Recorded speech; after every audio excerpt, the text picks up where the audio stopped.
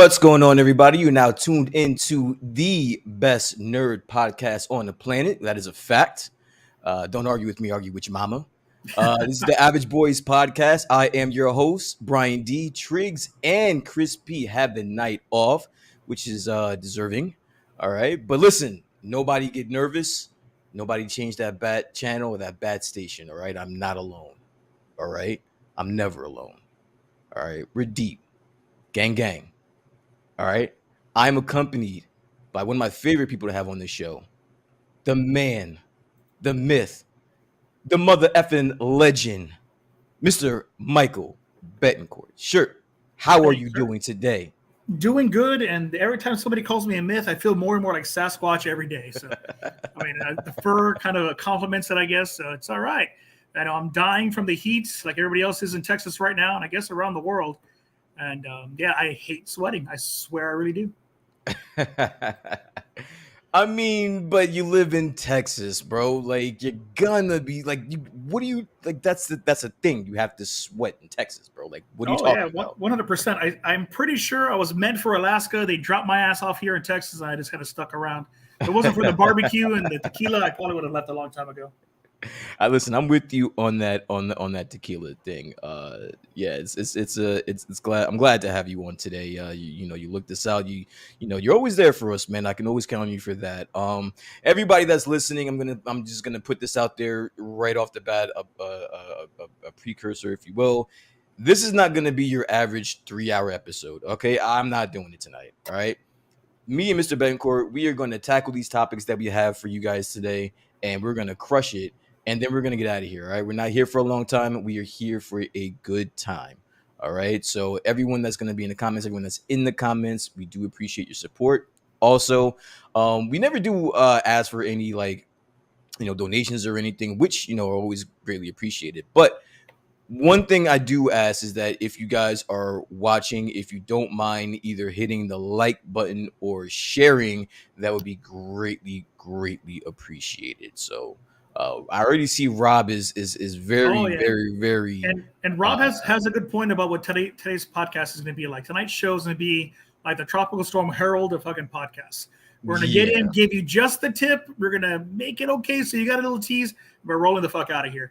So what is that like when you're living in the valley and they're expecting this huge freaking storm and then just like nothing happens? Well, it's the Walking Dead end of the world apocalypse every single time any weather is supposed to happen. It could just be sprinkling outside.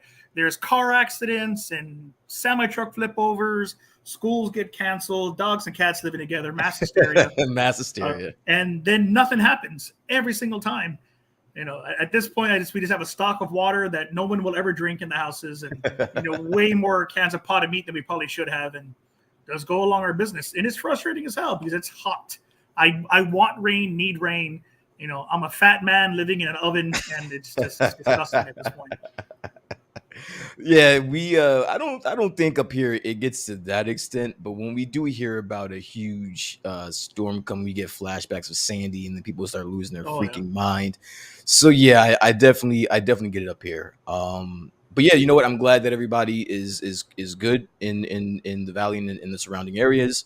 Happy that it didn't turn out to be as bad as everybody was expecting. But yeah, man. So listen, again, not gonna be here that long, so we're just gonna get right into it. Right into it. I want to start off by just by asking you, Mr. Betancourt, because I know that when you're on, we usually talk about your conventions and your businesses that you have going on. Is there anything coming up that you want to talk about, that you want to bring to the people's attention? Anything at all? I think I have a special announcement that our boy Robert is going to love, and he better be at this next damn show for what's going on. September 16th and 17th, I have the Psychotronic Spree coming up, the next installments that we had to postpone the last time, last month. But we are actually going to be bringing, for the first time ever, to a show like this, 5 adult film stars. So 5 porn stars All right. that are sponsored by Brazzers and the Hub itself will be at our show. So I can't drop their names just yet because I'm pending their contract to come back this evening. But we will be making that announcement this weekend. So their images will go up. They'll be on site doing photo ops, autographs, selling everything from fleshlights to photos to merch. Yeah, the things that I have to get approved to do really turned my career upside down. I remember when I started college. So listen, I don't mean to cut you off, and I hope I'm not the only one that's thinking it, but are there any special discounts on the fleshlights? Actually, one of the girls is a cosplayer slash porn star. So she is, I think, currently going to be coming in cosplay as Chun Li, and Okay, she has a Street Fighter special edition version of her fleshlight on sale. What there you that go. does, I don't know if that's hyper action or some type of turbo boost, Hyperaction. but I'm at I least see to what see you what did the hell this there. box look like. I see what you did there. I see what you did there. So there you go, everyone. If you go, to this convention, you are going to get a Chung Li Turbo Edition fleshlight from a porn star. I'm going to be honest with you. I'm intrigued. Yeah, I'm no, intrigued it's now. I'm I intrigued now. don't know how we got here. I'm happy we're here. It's working out just fine, I'm happy but for it's you. confusing. Yeah. I'm happy for you. And I was saying this off mic. It's very interesting because if I were to frame you, I would not think you would be dealing with porn stars at your conventions and your shows and stuff like that. Well, no, Like this is a throw me through a loop a little bit. I'm not it's an gonna lie to interesting you. piece of trivia about me. So all the other show runners and all the con owners in the Rio Grande Valley, anywhere pretty much from San Antonio down, are all very vocal and they're all very visible. I don't like operating that way. I kind of just I want to do my job, make my money, come home, spend time with my wife and my son, and that's it. Uh, but I do all the weird things that nobody else is willing to do because I'm not visible. So one of my Hmm. first jobs working in the convention scene was working at the Adult Video Awards in Las Vegas. So I got to see how an adult expo works, and I will 100% tell you that women are more disgusting as attendees than any man will ever be. So a Do girl will do do straight up do you ask for disgusting things. do you care to elaborate, or was that your elaborations right there? Was that No, was that it? I'll tell you the down and dirty of it. So Okay, yeah, I I like think the some worst porn the tea. worst thing I ever saw was there was a I don't know if he still does a porno anymore, but back then it was a porn star by the name of Mandingo, big black guy, huge, old, like 12 inches of death hanging between this dude's legs, and girls would line up, 200, 300 at a time to get his autograph, and to pay to give him a hand job or lick it. And that's fucking gross. I mean, even before COVID times, like that's disgusting. And to have to like talk to this gentleman is like, hey, is this something you're okay with? I mean, I I I think I was 21 at the time, barely out of college, a baby kind of a deal. Baby.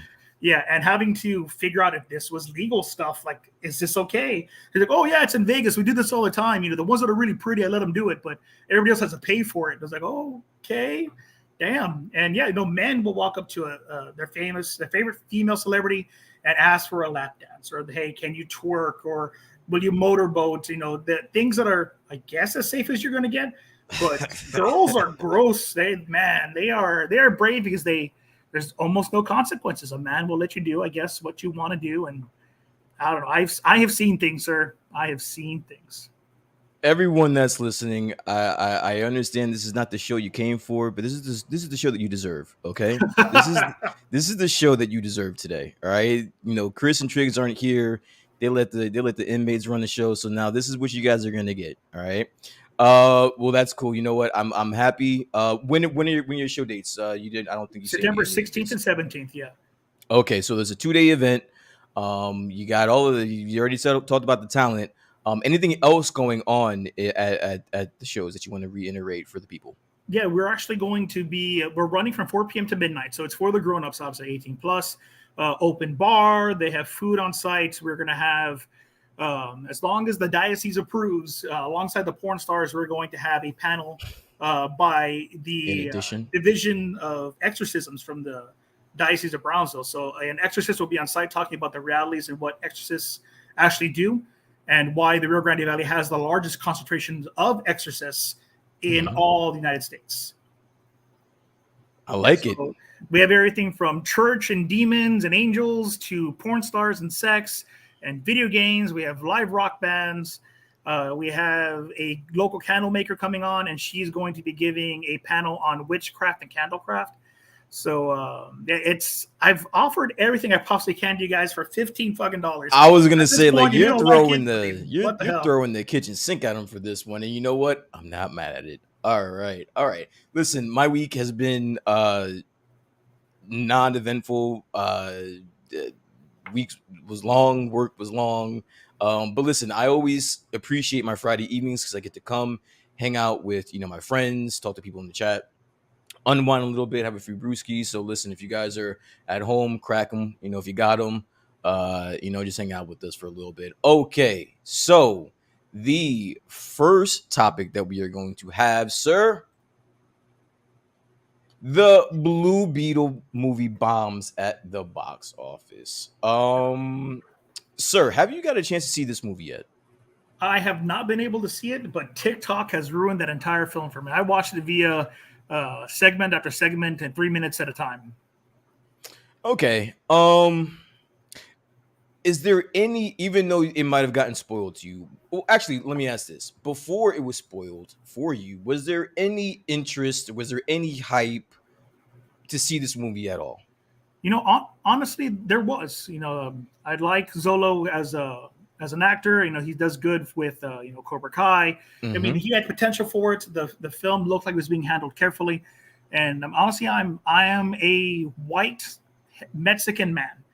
I am not Mexican enough to be considered Mexican, and I'm not white enough to be considered white. So I had this really ass backwards in the middle that I had to live in. And Okay. and honestly, this film looked like it was going to allow me to connect to my culture in the safest way I possibly could. Through superheroes and a universe that I was familiar with. A character that we see in cartoons. There's iterations on Teen Titans Go, Teen Titans, Young Justice. So it was an easy way for me to explain to people, like, yeah, that's my culture. I know I look more fucking Russian than anything else, but I am Mexican, and that's the stuff I see. That's the stuff I do. Okay. I'm gonna dive into that a little bit, actually, very soon. But just to give a little bit of the stats as to why the movie is bombing. Listen, I read articles where they were giving so many excuses as to why this movie is bombing. The reality of the situation is is no one wants to see this movie because there's no ramifications. Okay, there's nothing coming from it. I know everyone thinks that this is gonna be the character moving forward in James Gunn's DCU. I don't think that's gonna happen. I don't think anybody else believes it's going to happen. That's the reason why the numbers are so low. The numbers are, in fact, as of yesterday, the box office is at 52.1 million, and the budget, I believe, was 104 million. Yeah. So still, they're about halfway there. But the first weekend, it is considered to be the worst DCEU movie of all time. Um, and I'm glad that you touched on the Hispanic aspect of you know movie going and whatnot. I think the numbers are the audience by the Hispanic community is at 39%, and I think it was 66% male, obviously. um Interesting enough, I had a conversation last week with Chris about this movie because he hadn't seen the movie either at that point. And I was and we kind of dove into a topic about representation by minority cultures and the importance of supporting that, whether you want to or not. Um, where do you stand on that? Do you stand as though you have some type of, like, I don't know, like a duty to support a movie based on your culture or something like that? Like, do you have any of that, or is it like if it interests me, it interests me. If it doesn't, it doesn't type of deal? I know me personally, I don't have a duty to go see something that represents my culture, just because I have. I mean, the movie Selena says it best that we're not Mexican enough for the Mexicans, we're not white enough for the English people, and that's just kind of what it is. So I'm in that boat. I can walk into a KKK meeting and probably be left the fuck alone. But at the same time, if I go to a quinceañera, they're gonna think, oh, here comes the gringo and he can't dance. So those are the kind of my reality of things. So do I feel a need to go see the movie? No. Do I Okay. appreciate it? Hell yeah. I think Coco was a great example of a film that I didn't feel I needed to see, but it touched on so much of the cultural practices that I do and that I wanted to see it. Hmm. The idea of Dia de los Muertos, putting up a shrine, for family members that have passed. I mean, hell, even to this day, when I have the money for it, I put up a little shrine and I buy my grandfather his pack of Marlboro Reds he used to smoke. Oh I put shit. up his Nice. his Dr Pepper and I put peanuts in the Dr Pepper. So Hmm. when his spirit comes back, he has his favorite drink and he has the smokes ready for him, kind of a deal. So that meant more to me because it's something that was important to me, not because I'm Mexican, I eat tacos, so I need to go see this fucking movie. Yeah, yeah, yeah. Um, I'm glad that you shout out Coco too. By the way, like that's my favorite Disney movie of all time, hands down. It's not even close. My daughter loves that movie. I saw that movie for the first time against my will, and I'm glad that I did. That movie is fucking awesome. Yeah, that Um, movie, and I think quite a few movies that came around about the same time are nothing but heart, and mhm. that's the kind of movie that I enjoy. It's going to elicit not just enjoyment for me. I mean, you hear me talk about it every time. Every time we talk about a new film and everybody else hated it, and I give the reason why I loved it is because I sat with my son and I watched it, and his reaction is what made that movie for me. And those films, Coco did it for me. Up, we watched that one, and every time he watches 101 Dalmatians, he has the same response, and I love those movies because I'm watching them through him. Did I lose you, Crit? Yeah, sorry. There you go. There you go. Thought I lost you for a second. No, All right. Cool. Well, listen. I love that movie as well. I still haven't seen that movie. I have no interest in seeing that movie for the exact same reasons I said in the beginning. Um, I just don't think there's going to be anything to come of this. I could be wrong. But obviously, I'm not the only one that thinks that this has just been a disaster. Even with the cosign from James Gunn and everybody else that's been involved, I do think that had people come out to see this movie, there may have been a window where they could have entertained the idea of moving forward with this character. I will say this though, I do think that all of the actors and producers and directors shouldn't hold this against them. Like they should still be able to get like jobs and opportunities despite this. This should not go on their record, even though it will. I don't think it should because there's a lot of moving parts here that are it's the reason why this movie isn't doing as well as it should be doing. You know what I mean? yeah, no, So and honestly, I don't think this will be the smear that everybody's afraid that it's going to be. It's not going anywhere. Obviously, we wish and we hope and we pray that James Gunn's going to take off with a massive running start. But this wasn't his production to begin with. This was something that was already set in stone. The script was written, the cast was set in place, and he was just handed this thing, and now he has to do something with it. So I think this movie is going to come and go. The character will stay. Blue Beetle will be used for something else. We got an interesting tease at the end of Blue Beetle about the original Blue Beetle. I think it's Ted Cord mhm. existing in the universe. So no, all that stuff is going to be used by Gunn down the line. But this movie and George Lopez aren't really going to make the big splash everybody, I guess, was anticipating. At least not here. Maybe overseas, maybe across the border when it does do international numbers. But they're in the hole as it is and probably will stay in the hole. Okay, fair enough, fair enough. And you mentioned a big splash. Another person that's making the news out here, trying to make a big splash is Mr. Zack Snyder. Mr. Zack Snyder just released a new trailer to his new movie Rebel Moon. And Listen, man. I gotta say it. I've said it before. I'm gonna say it again. Um, and a lot of people may kill me for this, but you know what? Whatever. Fuck it. Um, I do believe that Zack Snyder is one of the most overrated directors of all time. I You gotta know say it. wherever Chris is right now, he got a little pang in his heart as soon as you said it, right? And you know what it is? Like I would say that to Chris's face because I don't because he's fucking overrated. He's overrated. He's overrated. And I only say that because you had so many people backing the Snyder cut or whatever, but the reality of the situation is no one was going to see his movie like the DCEU movies. Like they did okay at the box office, but none of them were like mega hits. You know what I'm saying? So it's like no one really supported him when it got canceled. And I get the situation surrounding why the Snyder cut or his version of the Justice League didn't come out. I get that it was terrible and like the Warner Brothers need to be ashamed of themselves for that shit. That's just uncalled for and fuck them for Oh yeah. that. Um, but come on, man, like it was cool. I think if you give a lot of directors 4 hours to make a cut of a movie, I think it'd be fucking good. Like it's fucking 4 hours. Like it's gotta have some cool shit in it. But anyway, I'm going off. I don't know, man.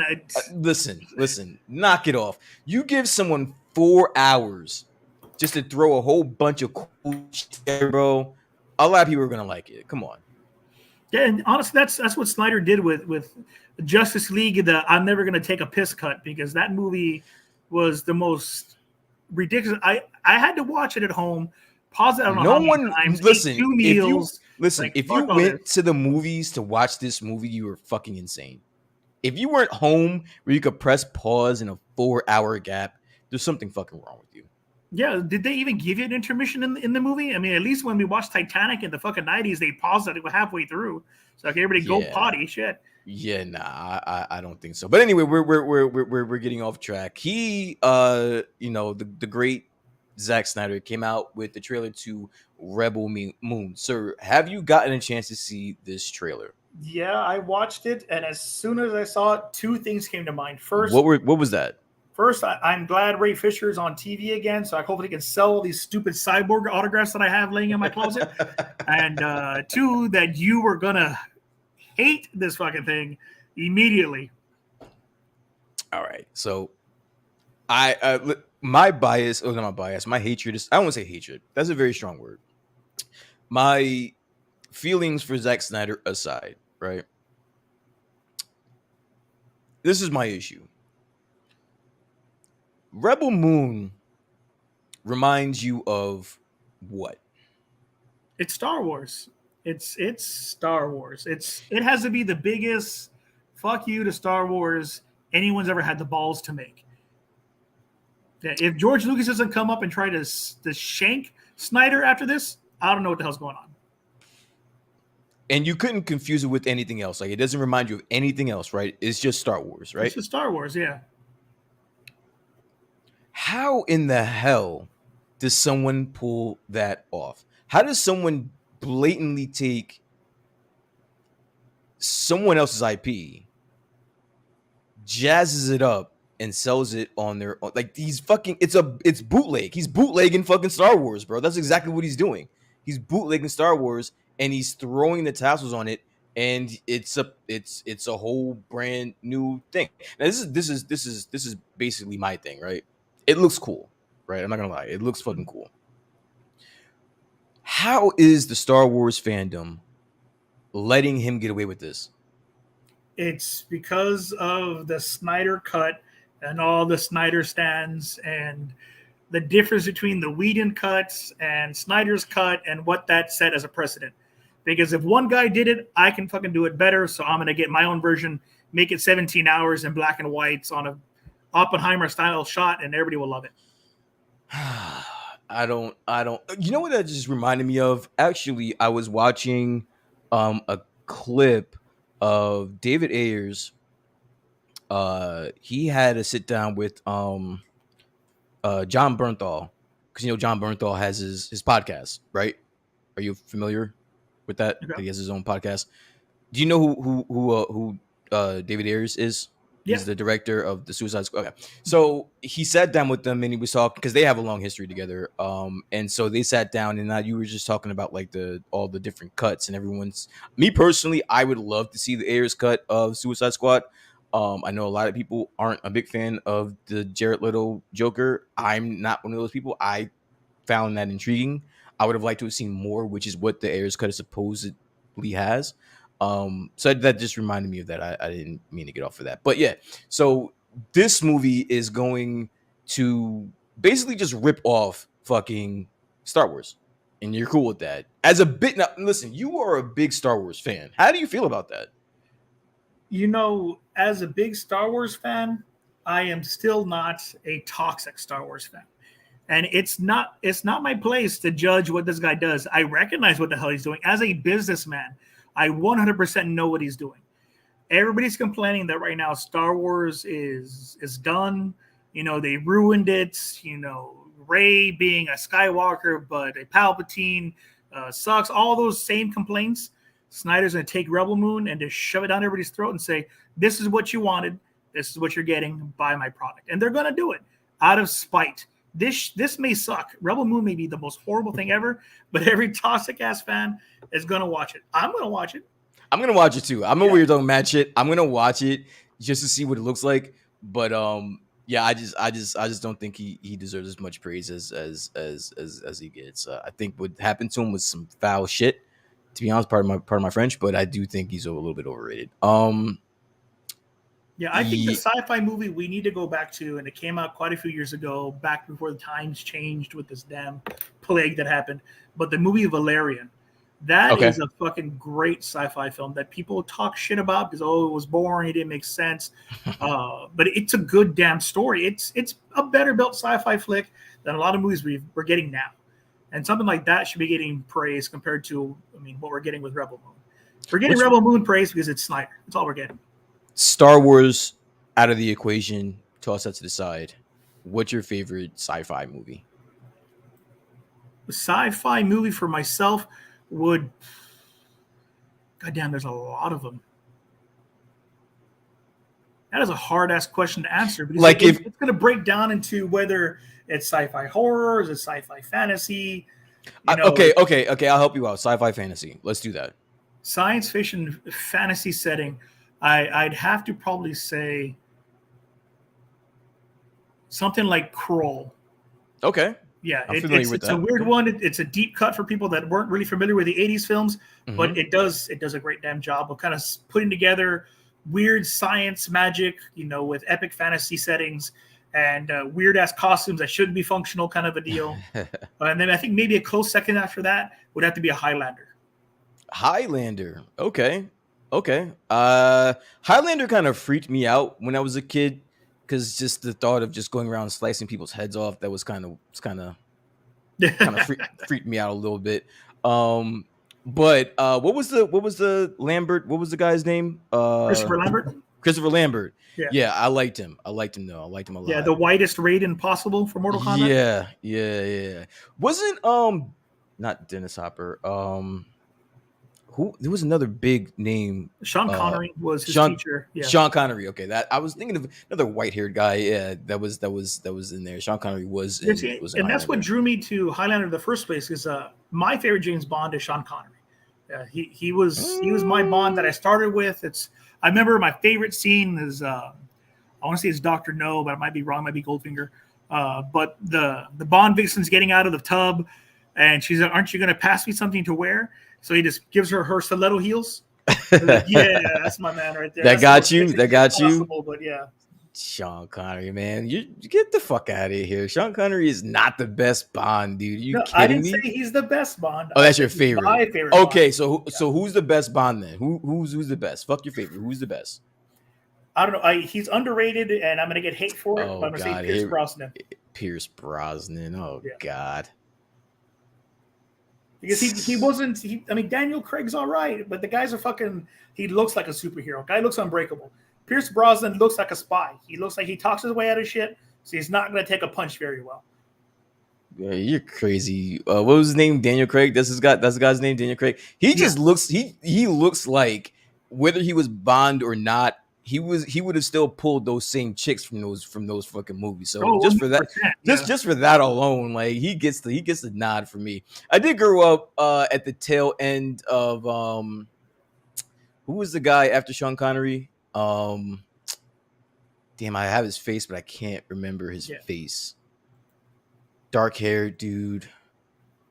Well, But if you're gonna whatever. start describing his appearance, it's gonna be every James Bond. Yeah, exactly. But the guy after Sean Connery, I grew with him, and then Pierce Brosnan, I think, was after that or whatever, and Yeah, then we have. You're probably thinking about Roger Moore. Roger Moore. Yeah. Yes, Roger Moore. I grew up on him first. I wasn't around for the Sean Connery James Bond. That was before my time. But I grew up. I grew up with no Roger Moore was before. So then Timothy Dalton. That's who it was, or Dalton, whatever. I'm getting it confused. But the guy that's after Sean Connery, or whoever it is, that's the guy that I grew up with, and then it goes to Pierce Brosnan. Pierce Brosnan did a good job. I just didn't care for the movies, to be honest with you. But what was that first James Bond with Daniel Craig? Casino Uh, Royale. Casino Royale. Casino Royale is a fucking banger, dude. You want to Banger. hear Total Blasphemy for as much as Oh I enjoy it. God, I have don't not do seen it. any of Any? Craig's movie. Not a one of them. So then you No. can't. So then you can't. See, You but know what? that's the reason I You're didn't watch him. Like, you look at this fucking guy in the trailers, and it's like he's fucking Wolverine of James Bond. Like I don't bro. give a shit. In the beginning of the movie, there's this chase scene with some like pirate smuggler who does like You see, parkour. you sound like you described Fast and the Furious 10 to me again. Nah, There's dude. the first 10 minutes is a pirate smuggler First piloting a off, flying sub. if there was no James Bond, there would be no Fast and Furious. Okay, like this was like the beginning of like Fast and Furious, right? So like he's chasing like this African pirate dude. And he does parkour through basically everything.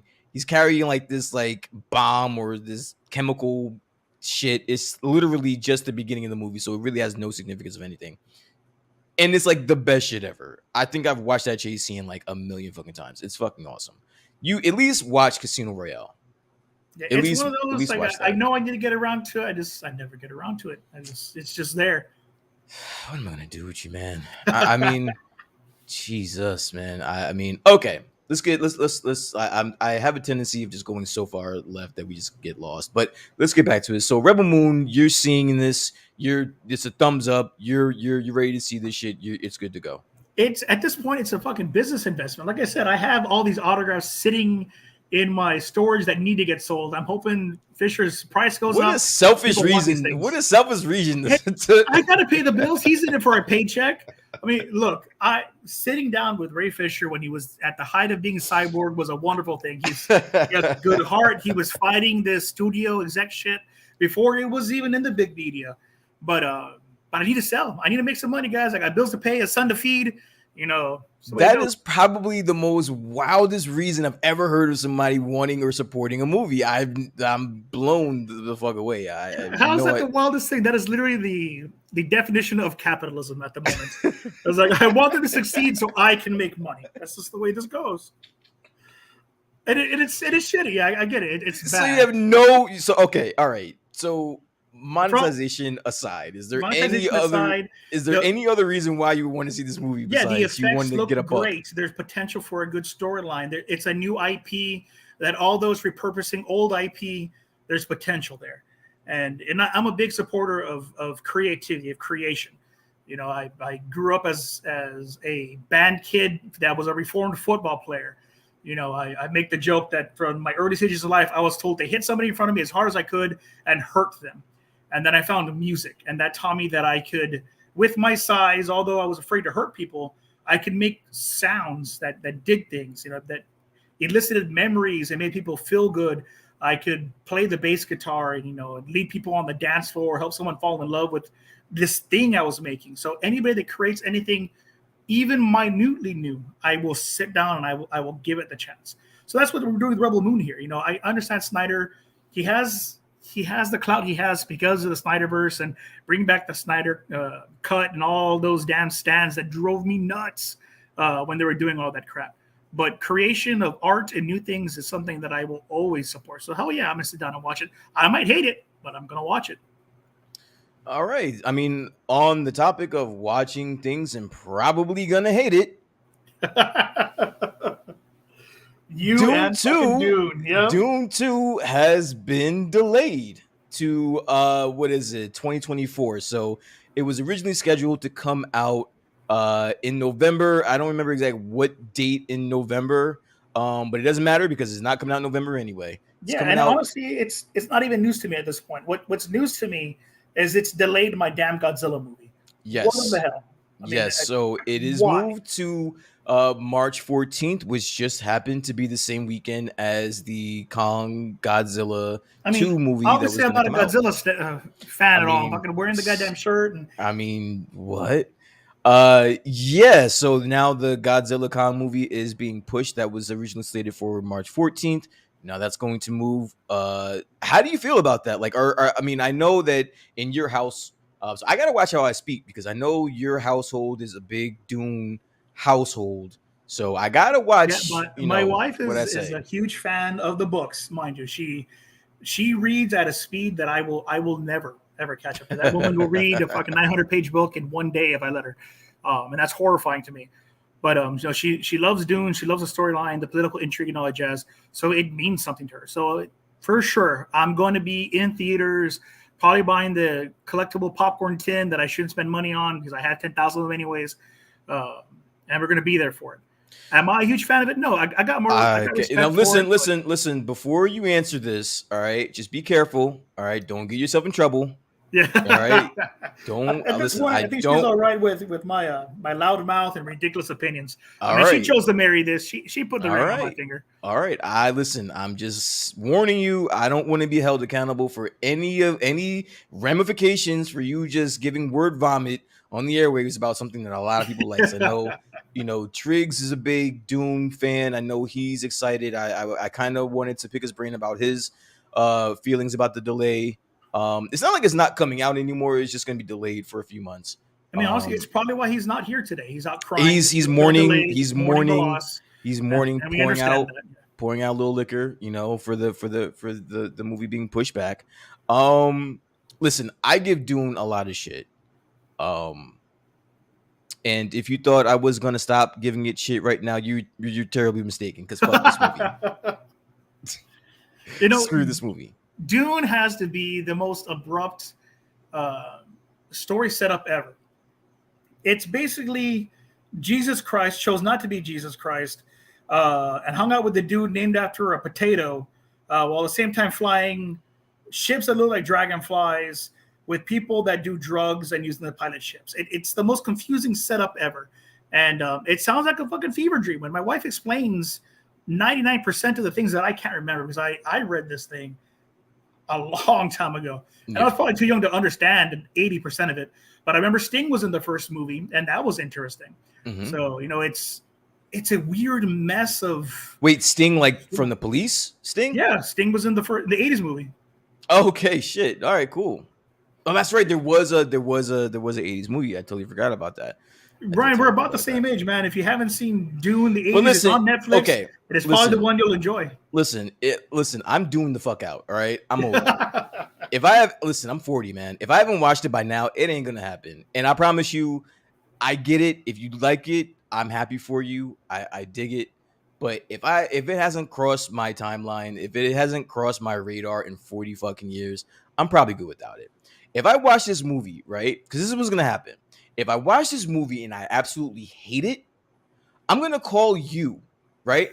And I'm gonna bitch to you for no less. I want to say no less than a half hour, and you're gonna have to sit there and just accept that because you were the one that pointed me in that direction. Let me ask you a question. I think I've seen clips of the 80s movie. The animation looks like it's from the fucking 80s.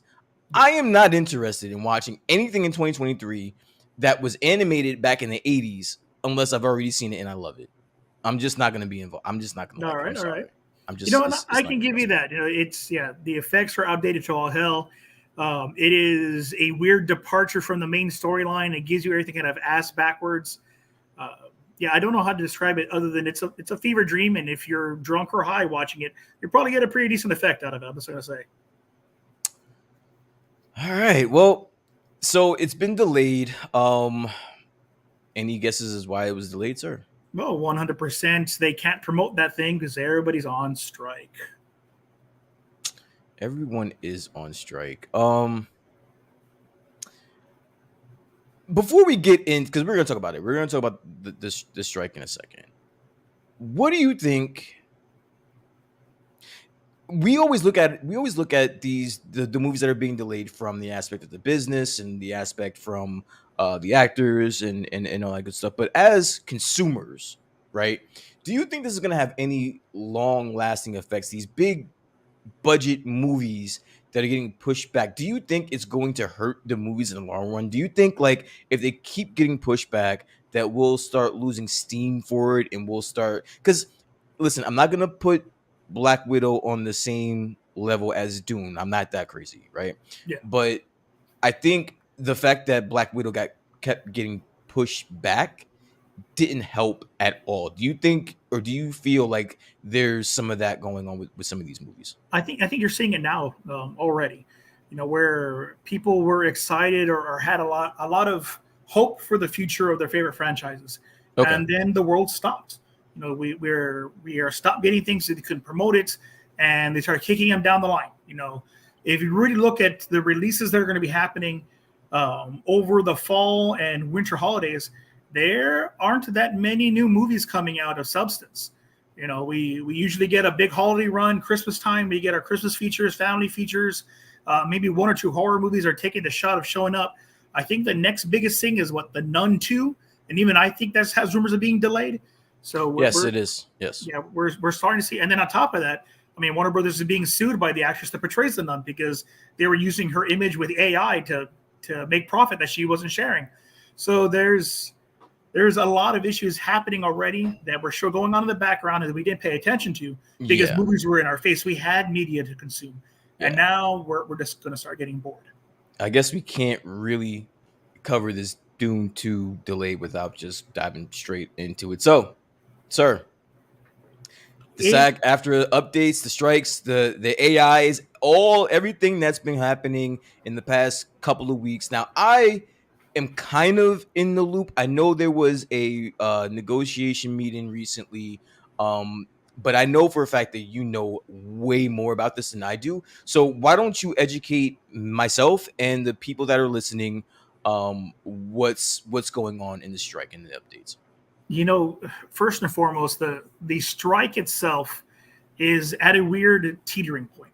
It's Okay. it's been several months of this already. People's livelihoods are at stake.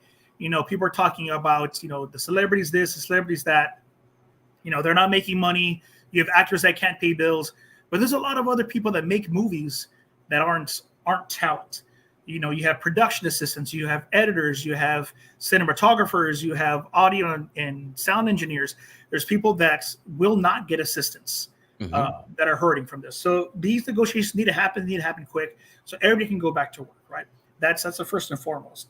But lately, we've had the studios calling in SAG-AFTRA to come in for negotiations, and just giving the most bullshit of deals possible to just wear them out. They are actually in the hopes, and I believe Bob Iger went on record saying it, in the hopes they would just give up. That they'll come back. They will come back when they can't pay their rent anymore, and that's some horrible shit. Let me ask you, there was something that I did read, and I'm not exactly sure how true this is, or if I have the whole story correct.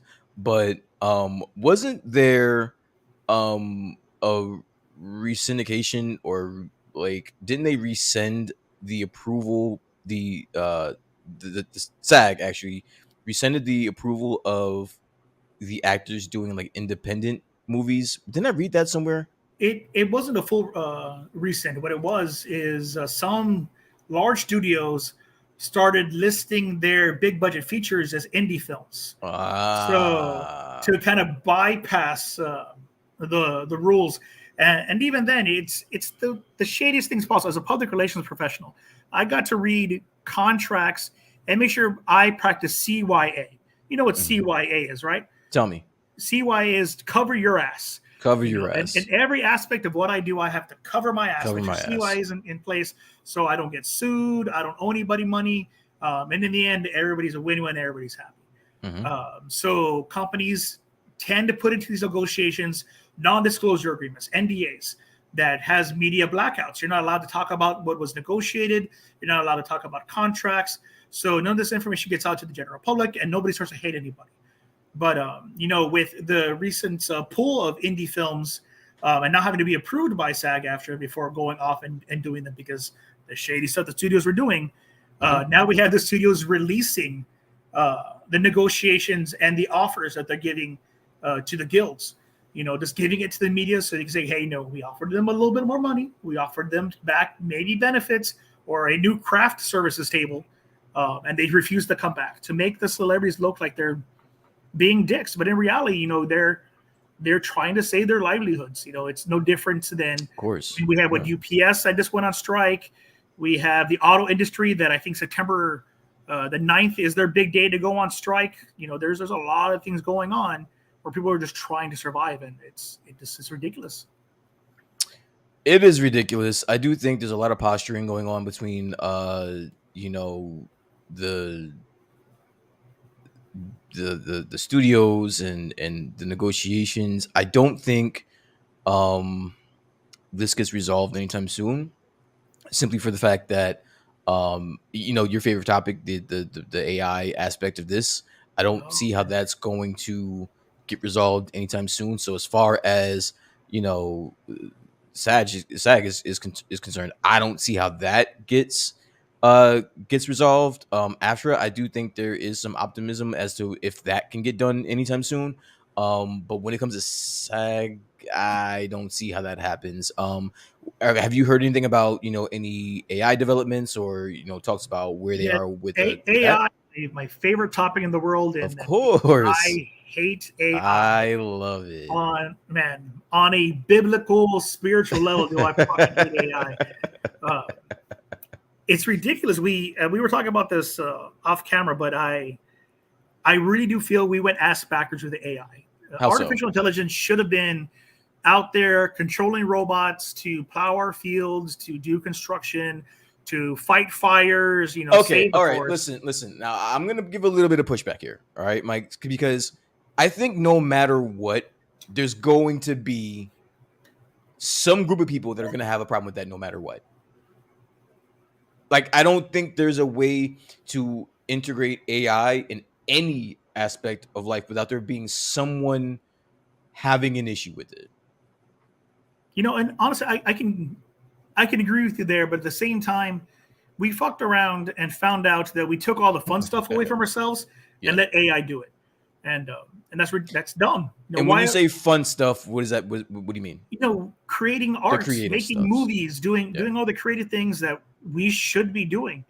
You know, an algorithm will only learn so much. Will only go as far as there's new things to learn from. That's what AI does. It's just a learning machine. It just learns. So eventually new things will stop being made, and all it's going to do is regurgitate different variations of the same old shit. And there's only so many versions of Dracula I'm willing to watch. There's only so many The versions of the Odyssey I'll listen to. Odyssey. That's what we're seeing here. At some point, the new stuff will be gone. And it's just a regurgitation of everything else. I don't want to get to sci-fi movies of terraformers instead of transformers again. Dude, I don't want to see that shit. where do you think we're going? Like, what do you think well, all right, okay, all right. When it comes to the studio, like the industries of like the Hollywood industry, right? Where do you think this is going? Like, what do you think they're doing? That's exactly where they're going with this. And I don't think, and I don't, I don't know what anybody else thinks, but just my personal opinion, I think that they've been anticipating this for a very, very long time, Oh, I'm way with longer than we could probably even fathom, right? So at this point, I think it's too late. I think that's what happened. I You think the know, actors. I I want to think be optimistic and say that it's not too late. And I'm sorry to cut you off, but no, go, it all go, comes to go. fucking money. And just this week, or I think it was last week's actually, we had a legal precedent set into place where the courts decided that AI art was not able to be copyrighted, that a company couldn't copyright it because no person created it. And the only way to copyright a project or a piece of art is if a human being made it. And that's the legal definition. So if you can't copyright art, you can't make money off it without sharing it in the public domain. So no studio is going to want to make something and let everybody in the world fuck around and use it. Okay, I'm gonna call bullshit there because if Hollywood wants to find a way, they will find a way. Let's just throw that Oh, out there. 100%. Going They'll back to they'll they'll they'll, your they'll find.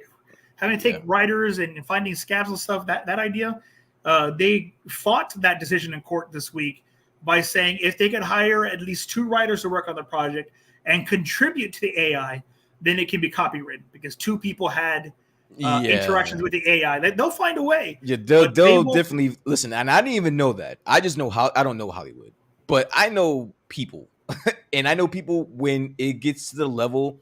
Listen, they're not gonna be fighting this tooth and nail if that wasn't Yeah, the outcome. If they didn't have a solution in place or have the people in place to find a solution, they wouldn't be doing all this. If that were the case and there was no money to be made and there would never be any money to be made, they would have given the actors have whatever they wanted a long time ago, right? Because yeah. as far as I'm concerned, the AI hiccup hurdle is the only thing that's stopping them from coming to an agreement. And no, I take that back because that Netflix streaming shit is kind of wild. That's another. The actors are fucked.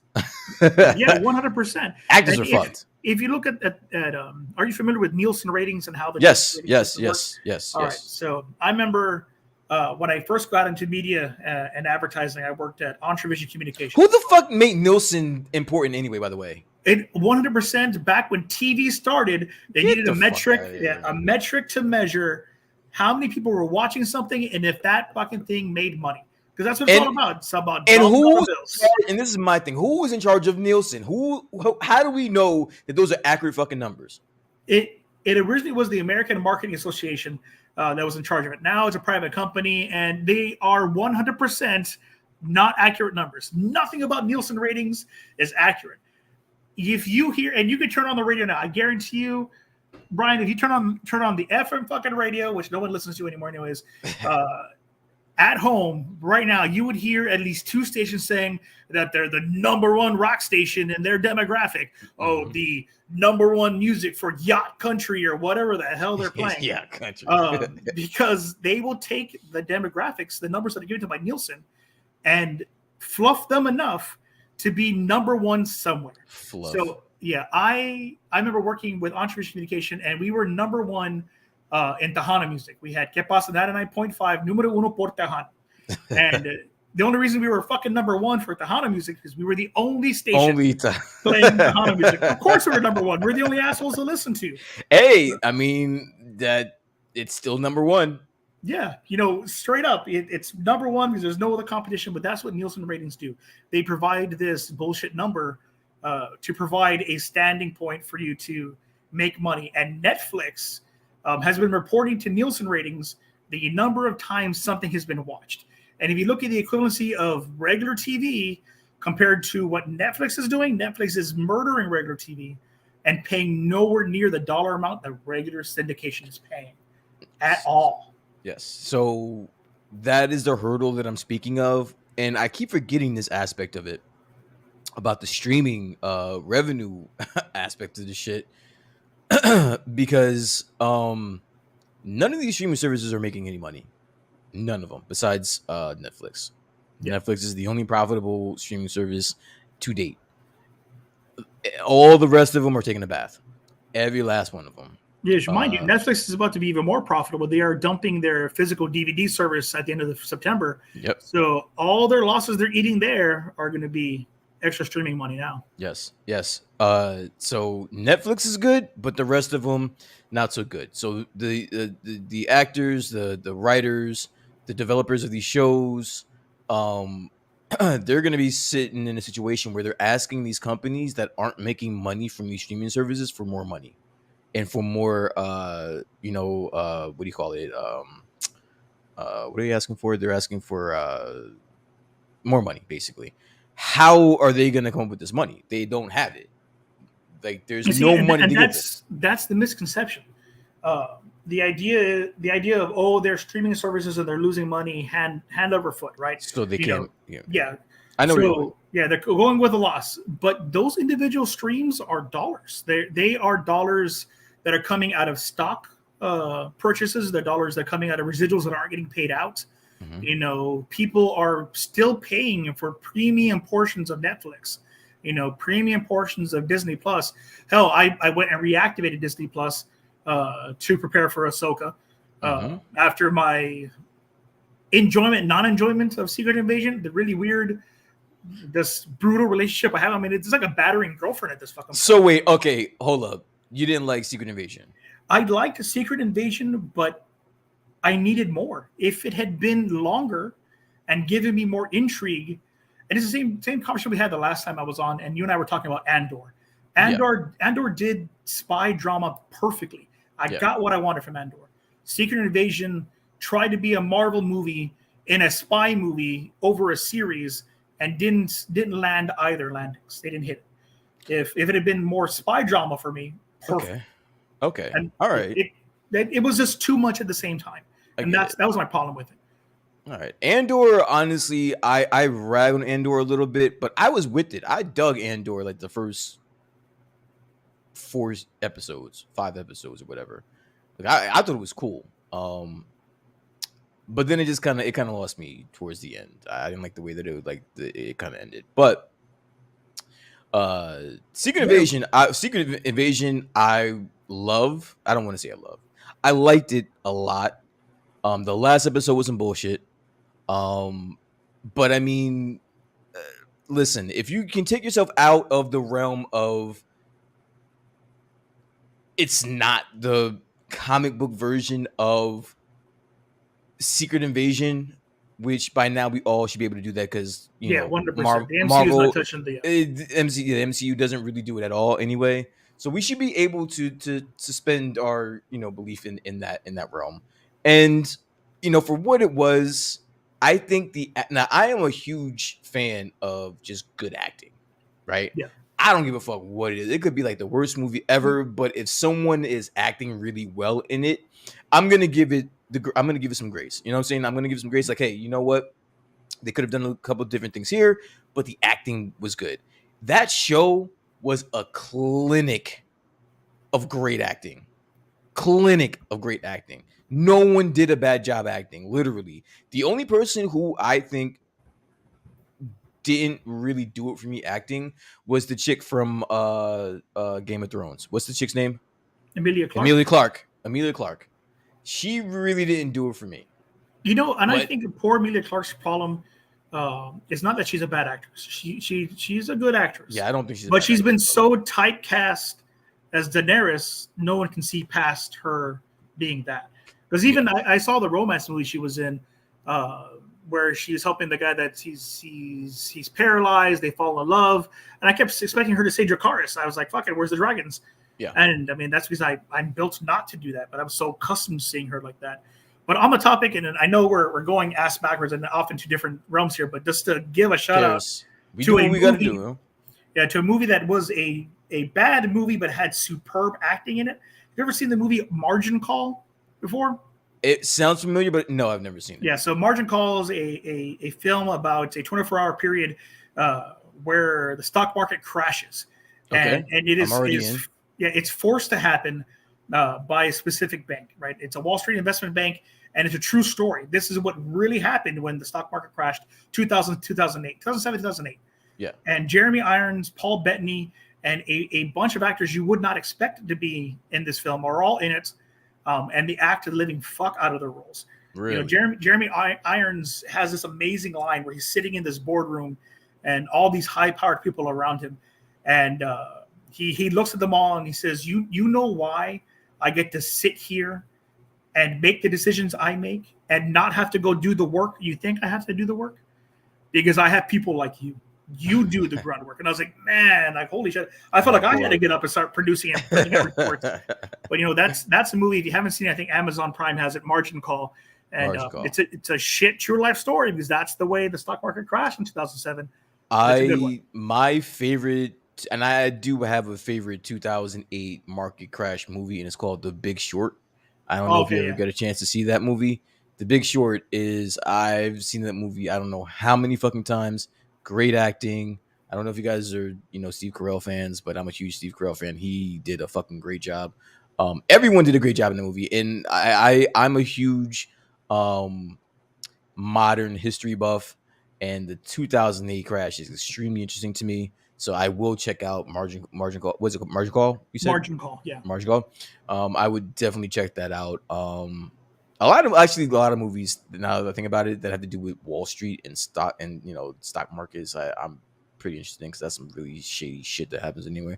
But yeah, so the strike, I guess to summarize everything up, everyone's fucked, and this is not getting done anytime soon, right? Yeah, and in reality, the people that are going to be fucked the most are people behind the scenes. And it's something that I touched on, I think, the last time I was on the chat with you guys. We were talking about, actors weren't making money, and all these marketing dollars. We shouldn't be spending so much marketing dollars, because they should be paying these actors. But that's not the budget to take from, because the marketing budget pays people like me to do my job. Mm-hmm. They're blue collar smucks also. And mind you, yeah, there's people like, if you remember the show Entourage, Ari Gold is a really high powered talent agent, and those people exist. Yeah, those people exist 100%. They own the agencies, but you have regular bastards that are working 9 to 5, praying to God they get their paycheck, and they need that money. And we're going to see those people die in an industry that already wasn't paying enough for the areas they were having to make these movies in. All right, let's not be too dramatic. No one's dying. Get another fucking job, or find out a way to make this AI shit and everything else work for you. I'm on that train, because this isn't the first time the industries or any industry has to pivot, right? Like it's 100%. Yeah. it's not the first time.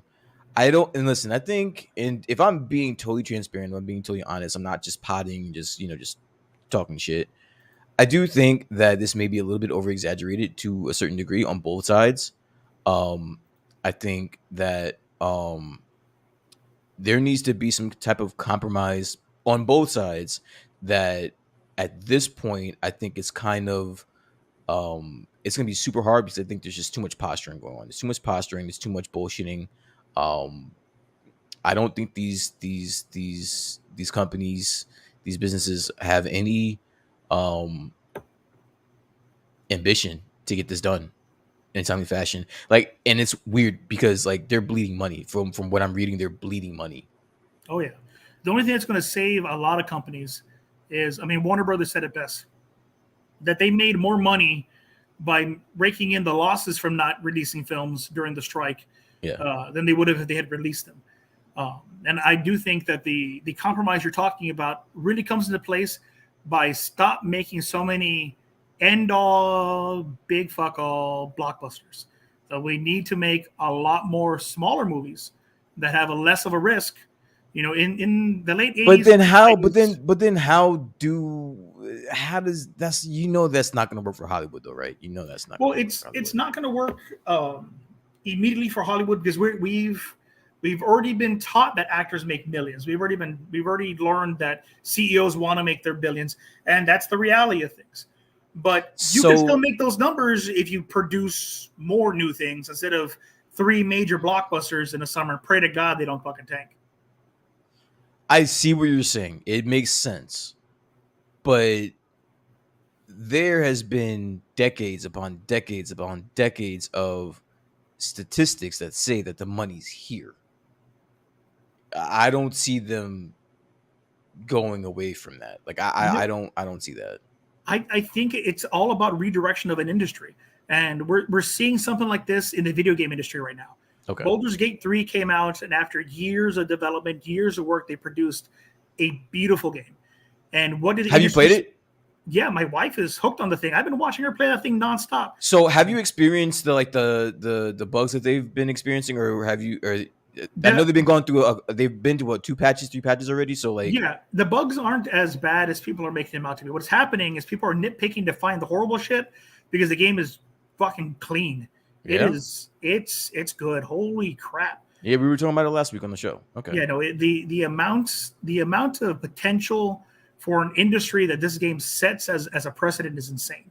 We have industry leaders, from big companies. Microsoft is saying, don't expect every game to be Baldur's Gate 3. We still need microtransactions. We still need to make money off you guys. Yeah. And that's horseshit. I mean, this game has made so much money, and it's a complete game. I mean, fixers are coming in and repairing bugs are finding, but they're bugs being found because people are trying to exploit the system the same way you would exploit a broken game. Okay. Yeah, and then that's what's happening. Like, I sit down and my wife will start playing it, and she's like, I don't know what decision to make. I only have this much time. So her and I are trying to find a way to make a decision, and it pulls you in. The storyline's great. Yeah. It's something I think the movie and the film industry has to start replicating. If Baldur's Gate 3 can come out and give people what they want and have hundreds of hours and hundreds of days of replay value, we should be able to get that from a film, at least enough for me to want to watch it more than twice. So tank it maybe like a Dungeons and Dragons maybe. Yeah. Try to do something that I would definitely get into. The fuck I'd watch the hell out of you, little bastard. Let's pivot ourselves real quick and give Chris Ponce here a shout out. Why the hell are you here partying with us and not out enjoying your night off, sir? What in the hell? Yeah, well, what are you doing? You gave me shit for popping in with my day off. What are you doing in here, bro? Nah, love you, Chris. We love everybody in the comments. Chris, George, Debbie, Chris, man, love you guys, man. Thanks for popping in, stopping by, saying what's up. Yeah, man. That was a miserable box office, by the way. It's just in case you weren't keeping track. Because Dungeons and Dragons was it tanked, bro. I'm sorry, man. I know that you were looking forward to that movie, and although I was praying that it would just tank in the movie theater, so I can just come back and laugh at you about it in grand fashion. I'm sorry, man. I'm sorry for that. It's all right.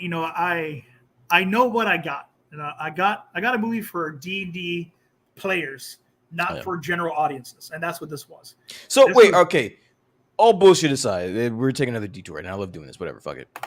Chris isn't here. Yeah. So, as a person that is, and I know you're a huge D&D fan, right? 100%. This movie, was it well received by the community, by the D&D community? It was well received by 5th edition players. And now you're gonna have to break that. You're gonna have to break that down. So 5th edition players are the new players. They're the millennials and Gen Z players, basically. Okay. The new cats in the scene.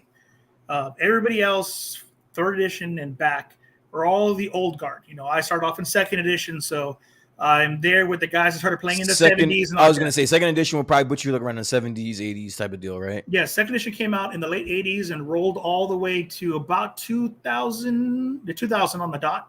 Okay. And then we got 3rd edition. So, we started off there, and all those old guys, D&D was a very different thing than it is now. Dungeons & Dragons now is all about player experience and telling a story and having fun. What was it D&D before? in the past was hardcore geek game that you were going to die in. It was as challenging as fucking possible. It had math in it that no one liked fucking to do. There was a concept called THACO, 2-hit AC 0. So you used to have this algebra fucking table that tell you where your armor was. I'm out. And you had to calculate where you fell on this damn thing to see if you would survive. Who the fuck wants to do algebra to play a fucking game? The biggest nerds possible. My D&D days in high school, my buddies now are, one of them's a professor for NASA and teaches people how to fly rockets. Yeah, because he was fucking doing algebra while he was playing his fucking games. I understand that. It makes sense. An engineer and robotics teacher. We had people that did these things. So when my dumbass, the communications guy, was sitting at the table, I'd roll the dice and I'd look at them like, did I hit? Did I Every hit? single Tell fucking me, time. That would be me. That's Yeah, so me. I Yo, couldn't do just tell this me math. tell me what's up. What happens Yeah, now? so now fifth edition is user friendly. It's real easy to follow. Math isn't that big of a fucking deal. It's more story based. It's more interaction or role playing with each other. So it's acting at a table, right? So that's what you got in that movie. You got people making jokes the way you would make jokes at a table. There's this Okay. one stupid joke that was improvised by Chris Pine, and I can't remember the gentleman that played the paladin's name right now. Remy something. Okay. Anyways, so they're on the beach after getting out of the Underdark, and they're talking to, they're saying their goodbyes, and the paladin starts walking off, is going in a straight line, and Chris Pine is like, look at him, he walks so fucking straight. I can't stand him. He just this straight line. Like, oh, there's a boulder. Is he gonna go around the boulder? Nope. He just walked right over the boulder. He didn't stop there. And that's a paladin That's the joke. game. It's That's the yeah, game. that's the game. It's a straight line. This character is as straight and as ridiculous and as literal as it gets. Can't take a pun to save his life, and that's an at the table joke. Okay. Or like did you saw the movie, right? Or you haven't seen it? You haven't seen it. You're giving me shit about Casino Royale, and you haven't fucking at least gone to see this movie. Just give me shit about it. Listen, there's a lot of people that have seen Casino Royale. No one has seen D&D. I'm sorry, bro. There was like a handful of people that saw D&D. Yeah, it was me and my 5 buddies. It was a yeah, and fucking that was asshole it. right there. That's all. The box office. That was it. It was released. 5 people saw it. I'm pretty sure I know a fifth of that group, and then that was it. Yeah, so in the movie, there's a point where the bard is casting a spell, and it's illusion, and you have to concentrate to keep illusions going, right? Mhm. So he failed, and his face starts to distort. He starts skipping like a record skipping, and all these weird things happen, and the guards are watching and panicking and freaking out. And those are all things that happen at the table. Mhm. You have to explain as a dungeon master why things are failing. Why they look the way they look, and all that jazz. And that's what the movie gave us. So I understand Okay. why it failed for a general audience, because you don't see those things, you don't understand those things. Yeah, that's great. I'm so happy. You and the 6 people that saw that movie got to enjoy it. I'm happy for you. I'm happy for you. I'm listen. All I'm gonna say is that when it comes to this strike, I think just for everyone's sake, there needs to be. I hate to say it, but the government may need to step in if they can. I'm not even sure at this point they can do anything because there's just so many differences on the table here. But someone may need to step in because these actors and these writers, I'm sorry to say, they're not going to be able to hold out like forever as long as they think they can, unless some of these other actors start donating more money, or because don't they have like a pension, not a pension, but um like a fund that they have access to Yeah, or some there's a shit like. relief fund that's in place. The Los Angeles Food Bank and Hollywood Food Bank are But how feeding long? actors But that how can't long does feed. that last? I mean, honestly, I would honestly probably give it maybe 2 more months in just to be conservative with it. There's a lot more people than people realize that need this money. I mean, not just the actors need this stuff. There's a lot of people that work in the backstage, even myself, that even I'm only adjacent to the entertainment business running conventions. Mhm. There's people in my industry that can't do their job. There are talent agents that say, "Hey, I can't move any of my celebrities, so I'm not getting paid this month." Yeah. There are people that provide transportation and security that can't do their jobs because they can't be on sets. So Yeah, so that's the reason why I said at some point some government agency may need to step in, because like right now it's cute. I don't want to say it's cute, but it's all fun and jokes, talking about it and shit like that. But honestly, bro, people are gonna be fucked up very soon over this. So I really hope they can come to some type of agreement so they can stop this. And so on to our last topic, of course, what we all came here for: the reactions to the new Ahsoka show on Disney Plus. Episodes 1 and 2 dropped on last Wednesday, Tuesday whatever, night, yeah. Tuesday night. Great. I got a chance to see both of them.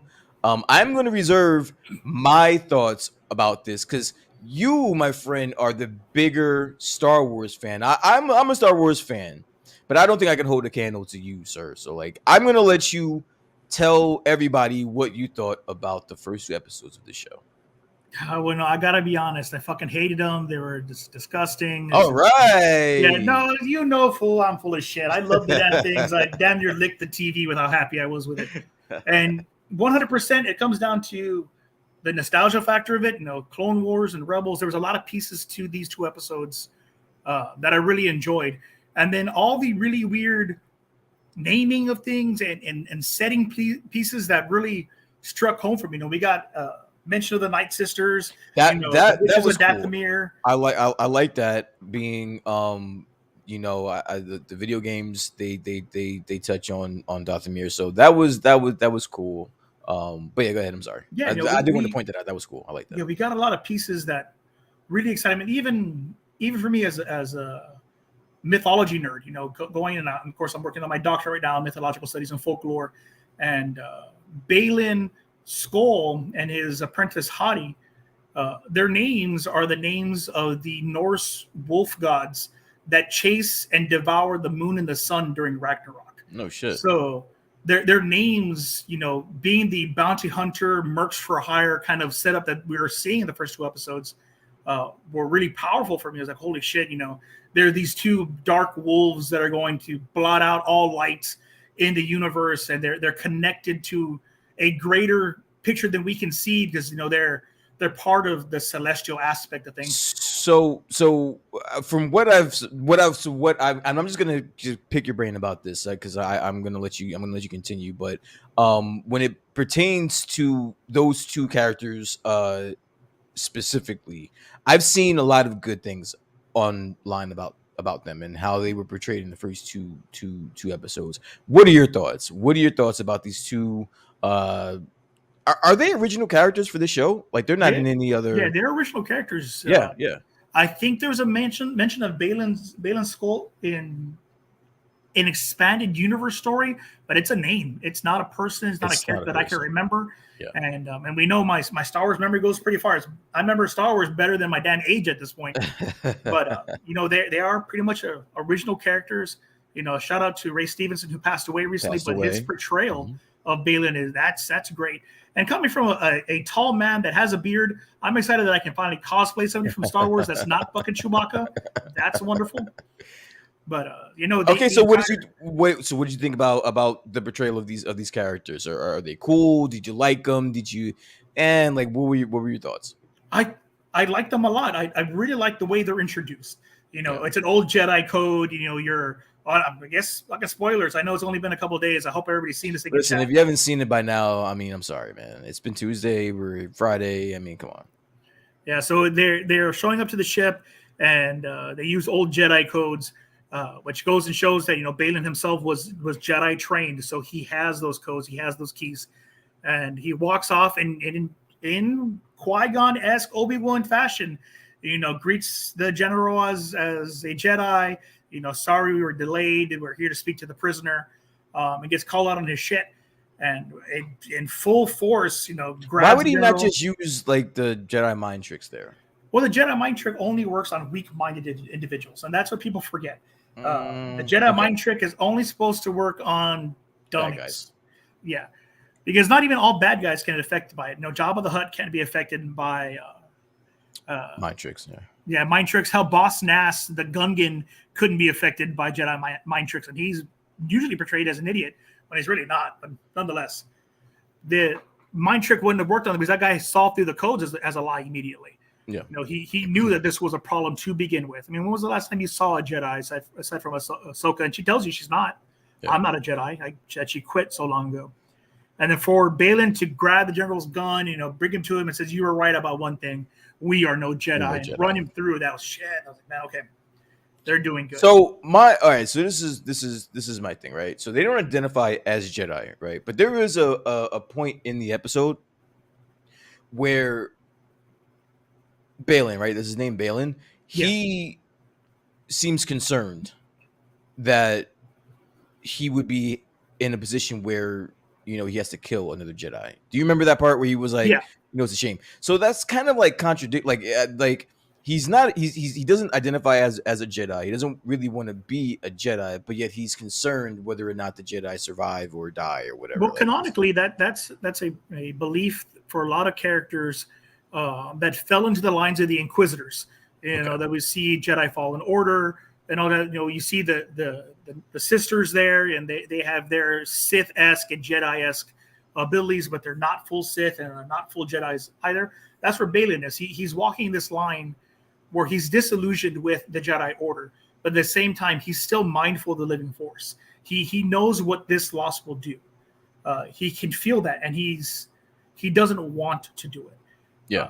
And it's just the reality of things. If he had been full Sith like a Darth Maul, or if he had been like Palpatine, then I'd understand. They'd want to murder Ahsoka. She's the adversary. She's the nemesis.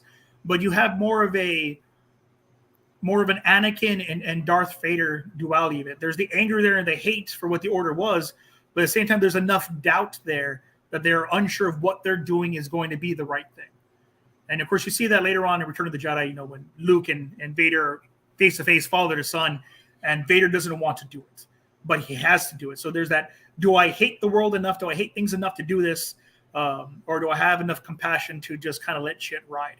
And I think that's what we're going to see from Balin, that weird mix and fall from light or return to light. And I think that's what's so powerful about those names for me, because those wolves in mythology hunt the moon and the sun. And it's whether they're going to delve us into complete darkness and end things for us, because that's what it signifies. Once they eat the moon and the sun, the world ends. Ragnarok happens. Or do they stop and we get a brighter day kind of a deal? And I'm excited to see what they do with them. Cool. All right. Yeah. So I think the two characters are cool. I think the coolest part was that opening scene when they boarded the ship. That was really cool. I think that lightsaber scene was probably the best out of the 2 episodes for me. If I'm being honest. Let me just say this off the bat. I liked the first 2 episodes. I didn't love them. I was hoping, being that Filoni, was in charge. He doesn't really acknowledge the talk about the space that Star Wars is in right now, but I was hoping he kind of would like go all out, which he very might well. But for the first 2 episodes, I think that it needed to be a little bit, just have a little bit more to it. But I'm very. Do you know how many episodes are in this season? Do you know? I honestly think it's only 6. I think we have So we got the 2. Oh, yeah. So we got 2. We got 4 left.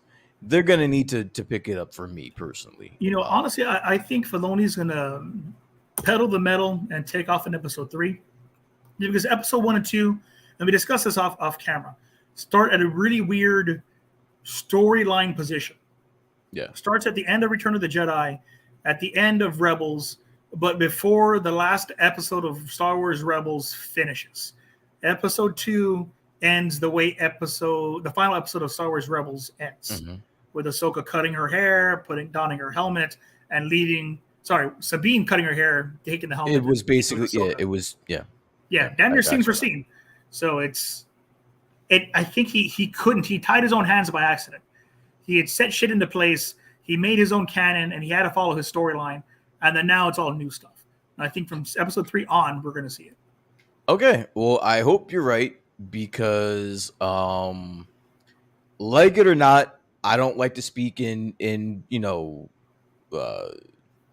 definites, but I do think a lot is riding on this show. I think the fandom needs something to be excited about.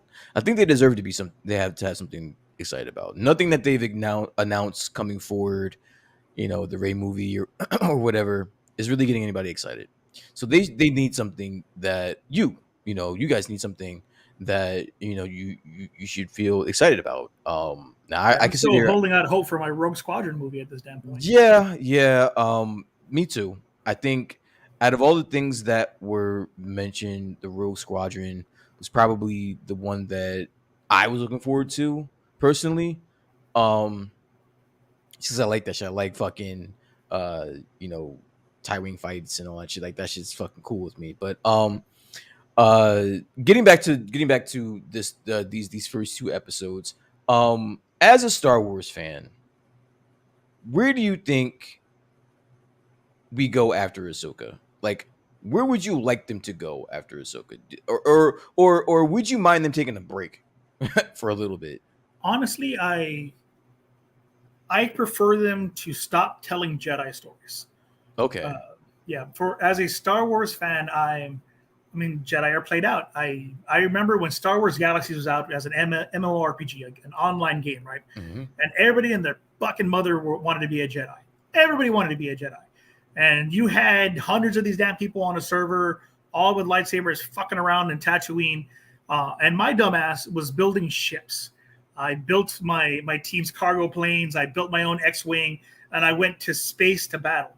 And I think we need those stories. So I've gone on record with my favorite episode of The Mandalorian was when they showed us the rest of the universe, how people transport from planet to planet, how people live their lives. And I think there's enough room in the Star Wars universe to give us those stories.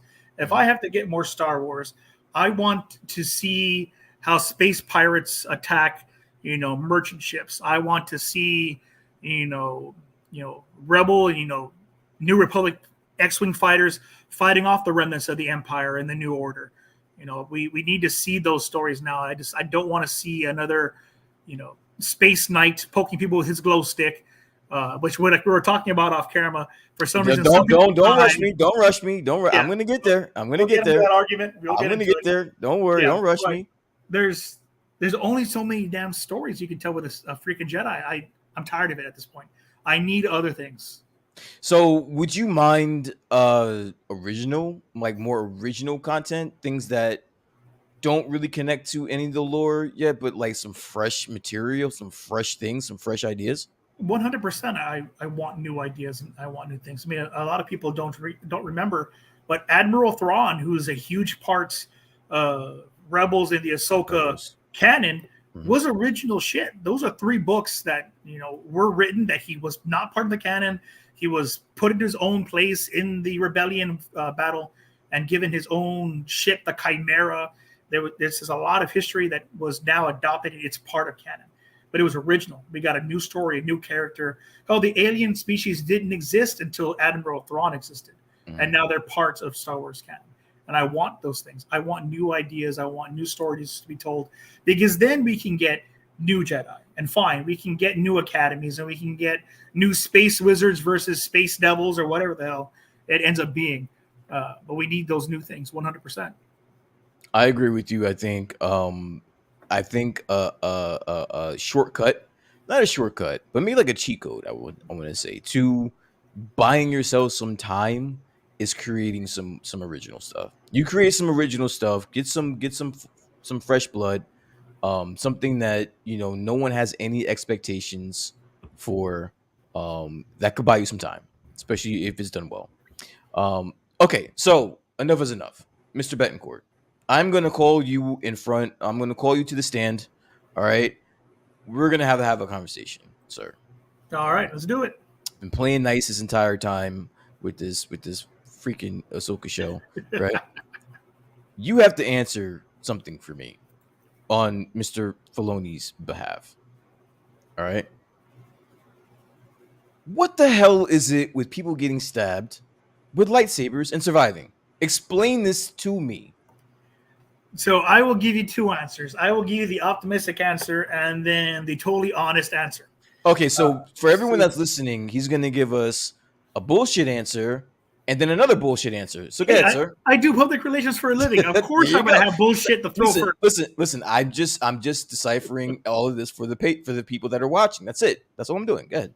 Okay, so a lightsaber in essence is basically a sword of light, right? If I get stabbed in the gut, 100% chance my fat ass is going to die. I am Okay. not in good shape. I have far more body mass than anything else. So My there's a my chance they're blood going to hit pressure's something. off. Yeah, they're going to hit something important, right? Important. Yeah. Yeah, and I die. The vast bulk of the characters in Star Wars are at the peak physical form they're going to be in. Some of them aren't even human or human or Terran adjacent. So we don't know what the hell they hit when they get stabbed in the gut. So there's a chance to live. Am I upset that Qui-Gon Jinn got stabbed in the gut and died? Hell yeah, he was my favorite Jedi. But I mean, Mary Sue storyline, Obi-Wan had to do what he had to do. That sucks. I didn't get Obi-Wan. We said bye to Liam Neeson. But that's the bullshit optimistic answer. Hey, they missed something vital when they stabbed Sabine and she got back the fuck up. The honest answer, it was bullshit. It's bullshit. That goddamn lightsaber should have cooked everything in her gut. Even if it cauterized that wound, her intestines are shot. Listen, I'm over that cauterized bullshit. All right, it's a fucking lightsaber through your stomach. You're dead. All right, you're dead. All right, you don't. It's not getting cauterized. You're fucking dead. All right, but for some reason they feel like that creates character. That builds plot character. Armor, sir. You need that plot armor so the story can continue. That's all that is. There is so many other things you could have done. You could have had her you could have had her cut her leg off, her arm off, multiple things. She could have lost any type of limb that would have been acceptable. But when I think, and because they have the ingenuity to survive that with robotic arms, robotic legs, you're good. You get stabbed, you get a lightsaber put through you. I'm expecting you to die. Yeah, I'm expecting you to die. Like I'm sorry if Qui-Gon, who is arguably one of the most favorite, and he was a piece of shit, but one of them. You see, and I will die on that fucking hill that Qui-Gon was not a piece of shit. He was the best. If Qui-Gon hadn't died, we wouldn't have gotten Darth fucking Vader. He would have smacked Anakin around and set him in place. I was gonna give him a compliment, but I had to give him a backhand one real quick on my way out. Yeah, no shit. I was like, come on, man. But if he dies off of a lightsaber stab to the gut, I think it should be canon that you're dead. Like that should be like that's how that you lost the fight. You're dead. Or whatever is when you get a lightsaber put through you. But for some reason, recently, I think they're trying to make it canon that it's not the end all be all. You can survive it. So moving forward, if you see someone get a lightsaber put through them, don't automatically think they're dead. Like they're probably going to survive. And you know me, I will go to fights with anybody that hates on Star Wars just to be a dick about it. And I got into an argument on X or Twitter now, or whatever the hell Twitter's called now, where the guy is saying, lightsabers are so much more weak now, and they're dumbing it down for all the female viewers. So to fuck with this guy, I was like, hey, you don't think so? You don't think so? Realistically, from a storyteller standpoint, why would a lightsaber be weaker? None of these fucking people making these new swords know what the hell they're doing. A little bit of pushback. I think his reasoning for that, and I'm sure I'm not telling you anything you don't know. You're a pretty smart person. But I think the reason for that is because the last two Star Wars shows, we've seen people survive lightsaber stabs to the gut. Yeah. So they're trying to kind of like nerf, if you will, a lightsaber.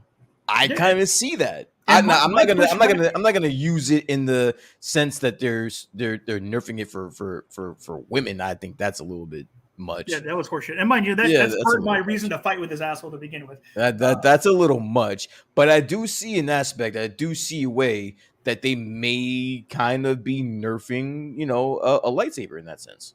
Yeah, and I will give you that to an extent. And my pushback on this is canon-wise, storyline, chronological, history. People have survived. Yeah. The people have survived lightsabers when they were lightsabers built in the golden era of Jedi.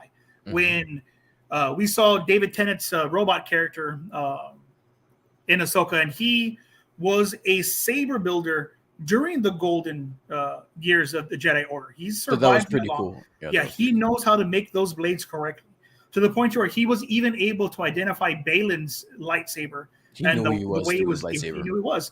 So people are making these weapons, and I can tell you, I can read blueprints. I'm not a total idiot. I'm far from a scientist. But if somebody gave me step-by-step instructions on how to make a gun, I can make it. Would it be the best gun in the world? Probably not. Would it still go bang, bang and kill somebody? Sure. But could somebody survive a gun that doesn't have enough force per push per kinetic energy? 100%. So that's my pushback on this. All right. So you're saying because they were just help me out. So you're saying the way that they were built is the reason why people were able to survive See, the and yeah, and stab? that's where I'm willing to give, because mind you, all this goes back. I don't know if you remember the Shia LaBeouf gift that's around. It's like magic. That's Yes, yes, basically where of the fuck we course. are with Star Yeah, Wars. It's all magic. It's just it's they're all gonna do magic. whatever they needed to do whenever they needed to do it. That's the way this works. But canon wise, people don't remember how to make a lightsaber correctly, and we see that example with Kylo Ren and his exhaust pipe having great sword of a lightsaber. Hmm. That thing is unpolished. It's not pretty. It's more heat than anything else. And it's not to be a finesse weapon. That thing is just meant to lug around and swing like it's a fucking tree trunk. And Uh, kill. yeah, and kill. There's no pretty about it. So the people that are making them, maybe the lightsaber is weaker than before. Maybe this woman doesn't know what the hell. Or hey, maybe she picked a non-vital spot to teach Sabine a lesson. Who knows? We're gonna get something in the next 2 episodes. We'll explain it because Filoni's not dumb either. He hasn't let me down yet. So I'm hoping they fix the problem. But I will die Okay. on my hill. Okay. I will fight the Okay. fights. No, Okay. I listen, because I'm not done. You got a couple more things to answer for, right? Not fucking finished. What the fuck? So what? It wasn't weird that she was able to hang with this. I don't. She's not a Jedi apprentice. She's just an apprentice, right? What the fuck is she? In canon, she would be an Inquisitor apprentice. That's technically what she should Inquisitor. be. Yeah, because Inquisitor apprentice. Marlock with the other, the third Dark Warrior, He was a. He he's had an the Inquisitor sword. setup. Yeah, the same Yeah. armor, the same sword of the Inquisitors. That's what they're building. I don't know So if he's an is actual brother or not, but yeah. so yeah. So I was saying like there's some speculation as to who that really is. He's carrying an Inquisitor dual saber or whatever. So there's more to him. Um, but what made it wasn't a little bit of a suspended reality that Sabine was able to hang with her in this fight. No, and this is something that I've had several arguments about this week. I've had a lot of damn Star Wars arguments this week. Um, I but can imagine. people are forgetting that Sabine is not a rookie saber user. In Star Wars Rebels, she was trained by Kanan, a I Jedi remember. Knight, Hmm. to use the dark saber. The dark saber. Hmm. Yeah, so she knew how to use a finesse weapon to begin with, and she started off the same way Jin starts off in The Mandalorian. She didn't feel worthy of the blade. It was heavy for her. It was unwieldy for her. So she had to learn to be confident with a weapon and trust in the Force. So So I don't want to cut you off, right? And going to the Obi-Wan show, it was kind of understood that if you don't use the Force, if you don't keep up with your shit, you lose it, right? Or it kind of yes and diminishes. no. Obi-Wan, what he does is not that he doesn't use the Force. He cuts himself off. He cuts himself off. He does what Luke does in the recent trilogy. Gotcha. Instead of just not using a toy, like I am trained to play the drums. Okay. I haven't played the drums in years, but if I picked up my drumsticks now, I could still do something, right? Completely different to where It wouldn't be as clean, nowhere fucking near, right? It wouldn't right? be as Yeah, clean, right? but I can do Okay. it. Yeah. Okay. In difference if I cut off my hands and So make sure I never fucking touch drumsticks again. that's what I'm saying. So she hasn't been, trained in a very long time.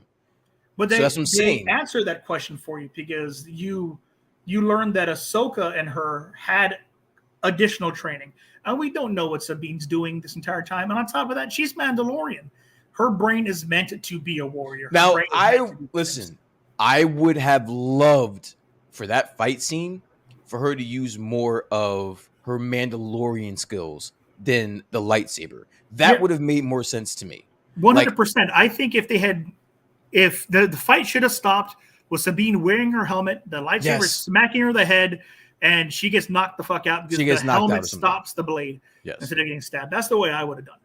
Yes. So that was my only gripe. Well, no, those were my two gripes. Is that the fuck she got stabbed and she lived, and that fight I don't think she should have won, or not should have won, but she should have even had a chance with what's her name, Shin, right? That's her name, Shin or something. Yeah, Shin Or Hati. Yeah. Shin Hati.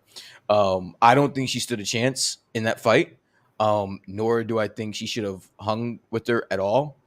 I would have liked them to, even without the helmet, just her use more Mandalorian skills as opposed to just straight up uh a lightsaber, because as far as I know, she's only had limited training.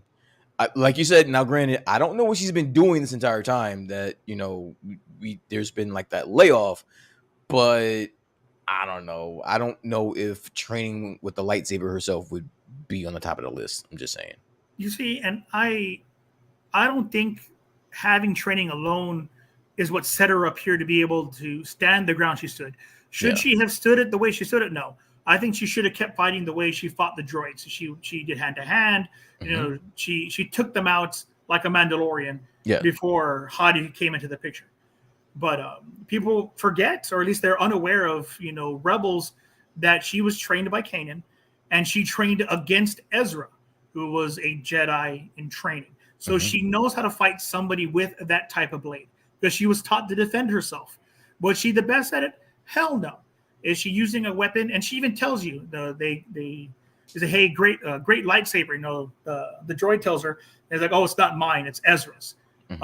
And I think that's a distinction that we're going to see progress through these next few episodes. That she's eventually going to make her own blade, and that blade will be better for her than what she's doing with Ezra's sword. So I think that's this kind of things that I'm seeing hopefully happening is what I want to see happen, and it be more Mandalorian focused 100% because it was really set well in Rebels that she was a Mandalorian, but at the same time she was different. She was creative. She spray painted and her blade her I didn't get any of that. I didn't get any of that shit in these first two episodes, no dude. nothing of it. Yeah, You got none of that shit. Like I did not get, and I guess I get it. It's with the time lapse. She's not the same Sabine that was in Rebels. I loved her in Rebels, dude. Like she was that graffiti badass chick, um, that I kind of gravitated to. But anyway, right? Um, Let me ask you a question. What did you think about that droid telling her she wasn't shit as a Jedi? And she will never I, be shit as a Jedi. I think it makes a really good fucking point. I mean, it came out of David Tennant, so all I'm seeing is Crowley from Good Omens fucking doing it. But it makes a point. He is telling her that he has seen the best of the Jedi, the worst of the Sith. He has seen them all, and she is nothing because she hasn't made her choice. She hasn't dedicated shit, and it goes back to what Ahsoka says in the episode. She's ready when she knows she's ready, and when she's talking to him about I'm not a good Jedi, he's like, fuck yeah, you're not. You haven't chosen to be a Jedi. You're just an asshole right now. I mean, you couldn't stand at the damn ceremony that was for you for 20 damn minutes. You had to drive off and be a dick about it. I think that's the issue we have here. She didn't make a decision, and so he tells her to her face, "Yeah, you fucking suck. You haven't done anything." Yeah. Do you think that was the truth, or do you think that was just him trying to light a fire Oh, that under character is her ass? notorious for telling the truth. He tells you how the fuck it is. Okay. So it's true. She, I mean, you saw it. We all know it. If you Yeah. watched Rebels, you are aware she is not a great Jedi. She's not She Jedi. is not even a great Mandalorian. She sucks at that too. But she's a great warrior. She's a good friend. She's an amazing artist. I wish they showed that more in this series. The mural they're showing off in the beginning of the episode, she's the one that makes it in the animation. Mm-hmm. So I do think she's a lot of great things. She's a jack of all trades and a master of none. And we need to see her pick something at this point. So here's my thing, right? So from what I've gotten from, and this is just what I got from just that one scene where he's telling her, basically, you ain't shit and you ain't never gonna be shit. I kind of see them going for like that Jedi Mando hybrid, but the problem with that is, and kind of harping on that, but the only problem with that is that you already have that in Grogu. Like you have the Mando Jedi hybrid. So are you doing that same And story over again? Like what are I we see doing this here? being the antithesis of Grogu. You have Okay. Grogu that was a Jedi first, that chooses to be a Mandalorian and live the way. And then you have Sabine, who was a Mandalorian first Hmm. and decides, fuck it, I'm going to be a Jedi now. I'm force sensitive and I want to adopt these ways. Because you even see it. No, she in Rebels doesn't want to be part of the Night Watch. She doesn't want to wear her helmet full time. She Yeah. doesn't want to be in those muted colors and say this is the way and be mercenaries for hire. That's not her. No, she wants to do good things. Mhm. So I think that's the storyline we're going to get, where Filoni gave us Grogu passing on the Force and passing on being a Jedi and following those tenets to become a Mandalorian. We're going to see Sabine saying, I was born a Mando, but my chosen family now is the new Jedi Order, and I'm going to learn this. I think, I mean, I don't know. I guess she was here before Grogu, kind of. Well, not Well, no, here. Here, Grogu was here no, since no, the no. Clone Wars, technically, So yeah. let me clean that up. The story, right? The story of Sabine has been around before Grogu, Yeah. right? Yeah, we got that So media first. we got that first, right? So I guess in all fairness, she had it first. But I just don't know two stories about a Mando Jedi hybrid. You could have just given me one or the other. I didn't You need see, two. and that goes back to what I was saying about AI. This is going back what I was saying about the same media being represented over and over and over and over.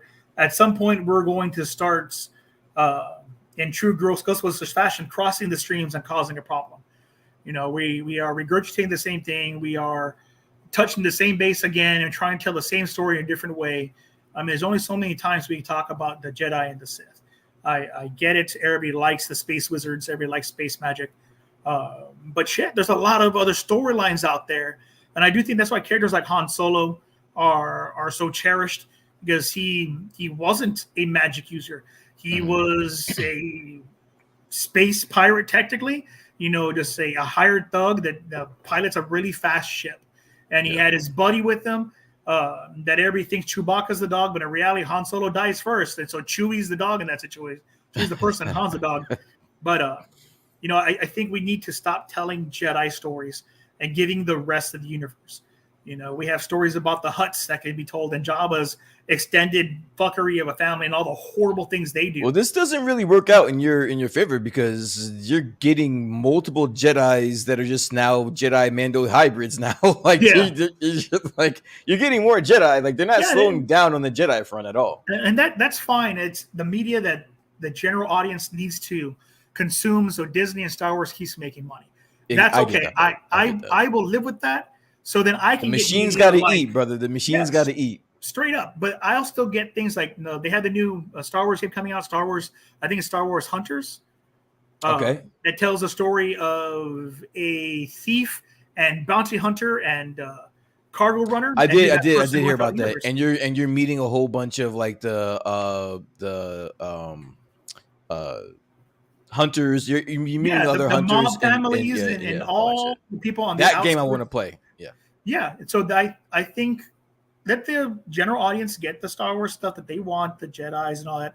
I'm cool with it, because that means that I get my things at the same time. Someone's gonna make like Star Wars Hunter. I get stories that have a good storyline, like Star Wars Jedi Fallen Order. That video game, although another Jedi story, was a really good fucking story. So it was fun to play and fun to learn. And Cal Kestis is now my second favorite Jedi. I haven't bought a Jedi toy since I bought Qui-Gon Jinn back when the Phantom Menace came out. But these stories for the general audience that we're getting the Mandalorian / Jedi combos over and over and over, pay the bills so I can get my thing in the end. Do we get a Cal Kestis in any well no, a live action version in the next 5 years? I'm going to say yes. They've been pushing him a whole lot. From the convention standpoint, you can no longer book that actor for a convention unless you are D23. He's under lockdown for some reason. Oh So, shit. so contractually, and it's not even SAG-AFTRA, because he's not a SAG member. He's part of the guilds in the United Kingdom and England. Mhm. So he can travel here. If you can pay that bill, you can bring him. But he's under lockdown for some reason. They're not letting him do any public appearances. So my call is either in Ahsoka or somewhere down the line, he's going to appear in live action. Because we already saw a BD unit in the Mandalorian, was season And 2? Mandalorian, yeah. Yeah, so I think we're going to get him. Yeah. And then what are the cat's name? What are they called? The local cats? The local cats, Yeah. which is a part of I mean you see them running around in the fallen order Yeah, game. Jedi So Fallen like Order. so it's like there's little hints all over the place. There, like you said, there were hints in Mando. He's there. We just gotta find him. I hope we get him soon. Um, I'm a big fan of the Fallen Order And and honestly, they've so set it far. up perfectly to introduce the Night Sisters, the Army of the Undead. That's what I was saying. All these That's a things have been part. nodded at already, and I Yeah. think Filoni's just giving us a little taste because we're gonna bite that hook, and he's gonna reel it in, make his big money. In the end, hopefully, I get Cal Kestis because I'm with you. Jedi Fallen Order was a great storyline, and we need to see that character continue. Yeah, that was it was pretty badass. All right. I mean, I think we've pretty much driven that topic into the ground. Last part of it. What is your ratings of the first two we do this year? What are your first two? Oh, What are your you're gonna ratings? fucking hate it, but I'm gonna give it a nine Nah, out of go ahead. 10. 9 out of 10. Both episodes, nine out of Nine out tens. of 10. Yep. Get the fuck out of Yeah, here, Mike. and the only Mike. reason I don't give it a Mike. 10 out of 10 is I Mike. didn't get more Chopper. Okay, listen. I want to be a little bit critical about this. Okay, All right, you can't give it a 9. Do you want to know why you can't give it a 9? why is that? Because the only thing above that is a perfect fucking score, right? Right. You're telling me that what you've seen so far is one step under perfection. That's what you're telling me.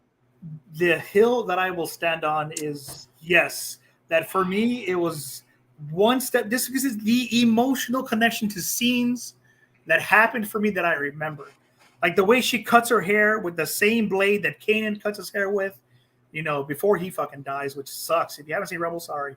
There was all these emotional little pieces for me that mattered to me in this show, and we know the way I view media. I don't view media to critique it like, oh, hey, this action piece should have been faster. Do I understand that? 100%. I get everybody's critique on it, but I'm an emotional viewer. If I get my emotional connection, I'm happy with that, and that's where I am here. And the only reason I didn't give it the 10 because I'm a huge fan of Chopper and that little war criminal of a droid, and I should have gotten more fucking Chopper in these damn series than I did. I mean, he made good time with the screen time he got. Oh yeah, he made it. He made an impact. I thoroughly enjoyed Chopper in the second episode. I think you're out of your fucking mind. This was nowhere near. This was nowhere near a fucking 9 at all. I would give it probably a 7. And again, I got to scale it because it's the first 2 episodes, and there's got to be something more to go to. Like there's got to be a higher scale there. I got to leave room for an actual 9 because if you're telling me that this next episode is even slightly better, you got to give it a 10 then, and it'd be bullshit because it was not a 10. It's only a 10 because you gave it a fucking. Damn, not okay. Yeah, Chris, you know what? Chris, and you're man, lucky. And you're lucky. Enjoy your party, Chris. I'm being nice. You're lucky. Chris isn't here. Chris would have fucking tore that shit the fuck apart. I 100% know the situation I'm in when I come into the podcast with you guys. I know I'm the optimistic one.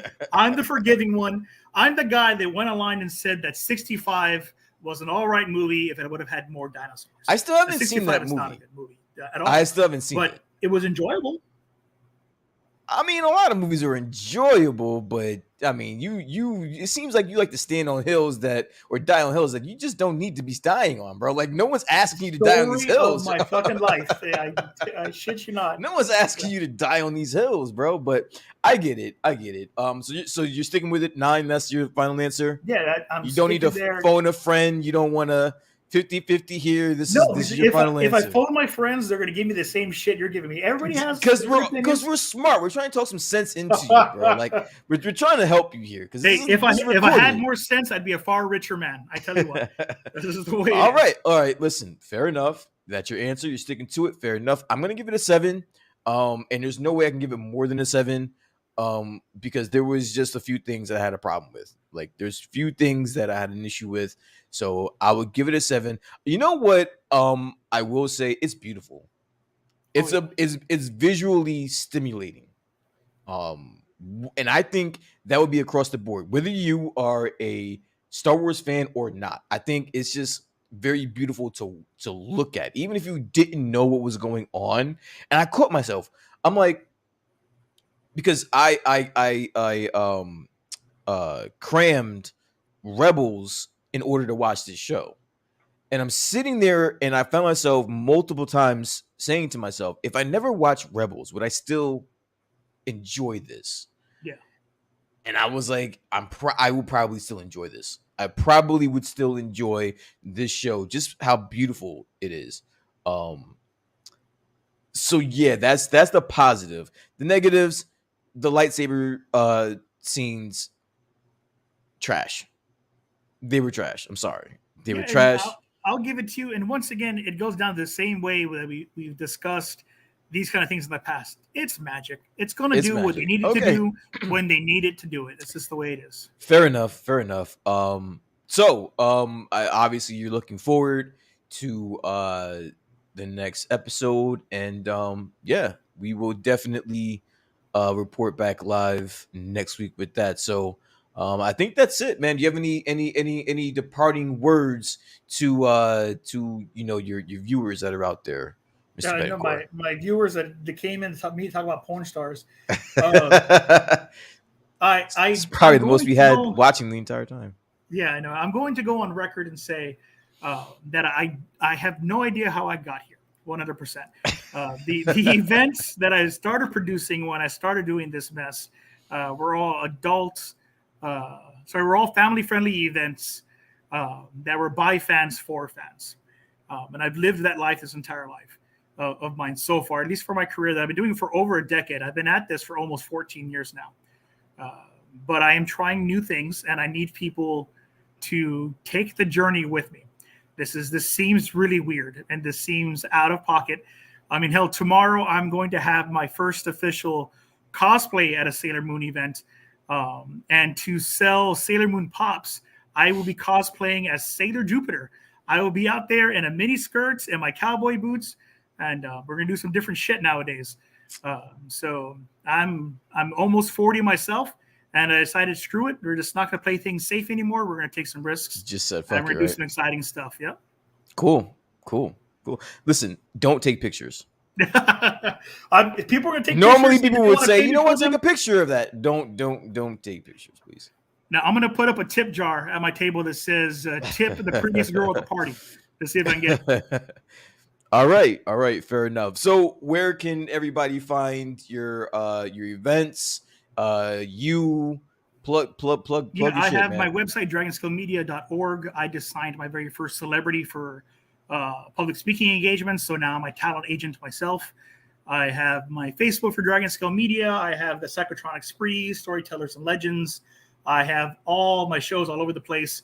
And yeah, you'll usually see me walking around to ask me whatever the hell I'm doing, because there will be something that week every single time. All right. Well, there you have it, everyone. That is Mr. Michael Betancourt. Thank you, sir, for joining me today. We were, kind of pressed for what were we gonna do this week, but it all came through. Again, I got you. I got it. We all got it done in 2 hours, which is perfect. Chef's kiss. So yeah, we're signing off. Brian D signing out for Triggs, Chris P, who were absent today. They will be here next week. So tune in just like this week and every other week.